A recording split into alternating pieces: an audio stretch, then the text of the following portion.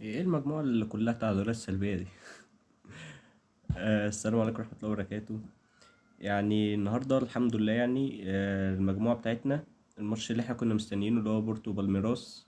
الفرقتين الماتش خلص تعادل. المجموعة كلها يعتبر متساوية في النقط. انت لازم الماتش الجاي تكسبه بأي طريقة، حرفيا تنزل. تنزل يعني حرفيا تاكل النجيلة وتكسب الماتش ده، لأن لو حصل نتيجة غير كده خلاص انت كده اوت يعني. وبعدين يعني المجموعة النتائج بتخدمك. غير كده الفرقة اللي قدامك يعتبر أي هنتكلم على الحاجات يعني اللي حصلت في الماتش عامة. عامة الفرقة دي العمق بتاع يعني أي كرة بتعدي عادي. والكرات الثابتة عامة المدافعين بتوعهم ما بيعرفوش يتعاملوا فيها كويس، أو حتى الحارس في الكرات الثابتة.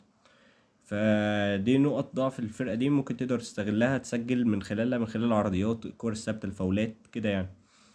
برضو عندهم لاعب اللي هو اللي هيروح تشيلسي، ده يعتبر اهم لاعب عندهم، اللي هو اسمه استيفاو.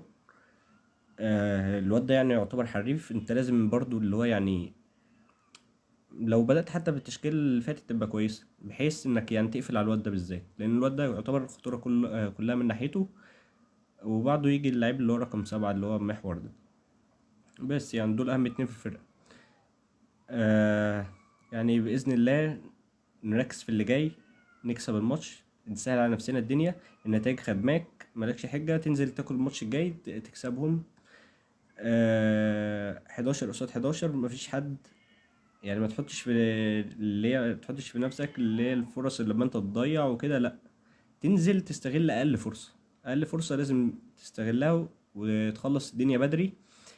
وهي فرقة دفاعيا تعبانة، يعتبر المهاجمين اللي عندهم هم اللي كويسين، بس الدفاع بتاعهم يعني أي حد بيرمي عليهم السلام بيعدي. فأنت تخلص الدنيا بدري وتكسب الماتش. 3 نقط هيبقوا مهمين قوي، ما ينفعش تفرط فيهم. السلام عليكم.